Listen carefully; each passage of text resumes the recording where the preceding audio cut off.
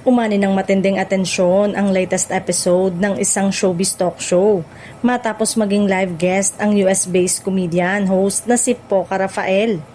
Marami ang naaliw at kinilig sa kanyang mga ibinahaging revelasyon tungkol kina Kim Chiu at Paulo Avellino base sa kanyang personal na nasaksihan habang kasama ang dalawa sa kanilang US at Canada tour. Si Poca ang nagsilbing host ng Love Kim Pao World Tour sa Redwood City sa US, gayon din sa Edmonton at Toronto sa Canada. Ayon sa kanya, personal choice umano ni Kim na siya ang kunin bilang host dahil bukod sa pareho silang Bisaya ay matagal na rin silang magkaibigan. Sa panayam, ikwinento ni Poca ang kanyang mga obserbasyon sa tambalang Kim Pao habang nasa biyaya at backstage. Ayon sa kanya, kapansin-pansin na tila hirap ang dalawa na mawalay sa isa't isa kahit sandali. Aniya, kapag hindi nakikita ni Paulo si Kim, agad umano itong nagtatanong kung nasaan ang aktres at tinahanap ito.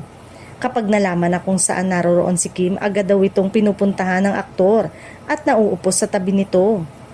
Ganito rin umano si Kim na madalas ding hanapin si Paulo kapag hindi ito agad nakikita.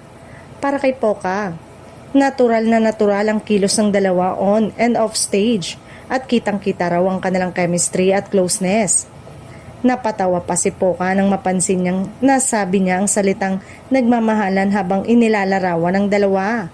Dagdag pa niya, bagamat kilala si Paulo bilang nonchalant, makikita raw sa maliliit nitong kilos kung paano nito maalagang inaalagaan si Kim.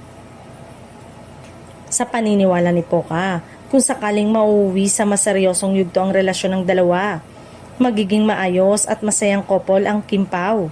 Hindi naman nakapagtatakang humakot ng libu-libong viewers ang naturang episode habang daan-daan din ang nagpaabot ng komento at kilig reaction sa Facebook at YouTube.